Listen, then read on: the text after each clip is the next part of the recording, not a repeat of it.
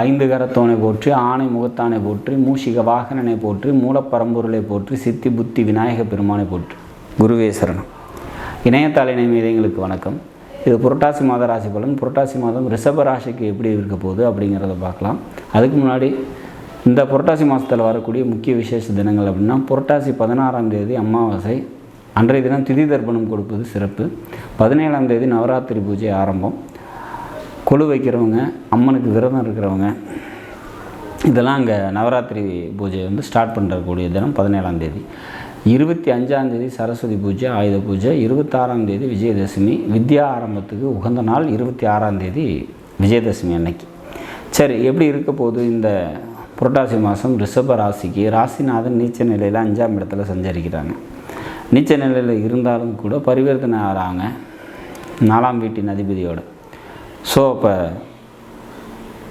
எந்த சூழ்நிலையும் சமாளிக்கக்கூடிய சக்தியும் ஆற்றலும் கிடைக்கும். பொருளாதாரம் நல்லாயிருக்கும். பொருளாதாரம் சார்ந்த முன்னேற்றம் ஏற்படும். கொடுக்கல் வாங்கல் நல்லாயிருக்கும். புரோக்கரேஜ், கமிஷன் இது சம்மந்தப்பட்ட தொழில் செய்கிறவங்களுக்கு தொழில் நல்லாயிருக்கும் அப்படிங்கிற மாதிரியான ஒரு அமைப்பு. மனதில் எழக்கூடிய ஆசைகள் நிறைவேறும். குலதெய்வ அனுகிரகம் உண்டு. குழந்தைகளால் நன்மைகள் உண்டு.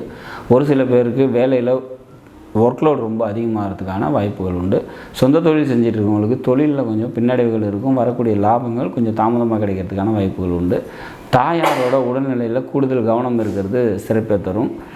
எடுக்கக்கூடிய முயற்சிகள் பார்த்திங்கனாக்கா மாதத்தோட பிற்பகுதியில் சக்ஸஸ் ஆகும். மாமன் வழி உறவினர்களால் நன்மைகள் நடக்கக்கூடிய நல்லது ஒரு மாதமாக இந்த மாதம் இருக்கும். படிச்சுட்டு இருக்கவங்களுக்கு படிப்பில் பார்த்திங்கனாக்கா முன்னேற்றமான ஒரு சூழ்நிலைகள் ஏற்படும். வீடு, சொத்து இது சம்மந்தப்பட்ட நன்மைகள் ஏற்படுறதுக்கான வாய்ப்புகள் உண்டு. தாய் வழி சொந்தத்தால் நன்மைகள் ஏற்படுறதுக்கு வாய்ப்புகள் உண்டு அப்படிங்கிற மாதிரியான ஒரு அமைப்பு. மொத்தத்தில் இந்த மாதம் ரிஷபராசியை பொறுத்த வரைக்கும் நல்லது ஒரு மாதமாக நிச்சயமாக அமையும்.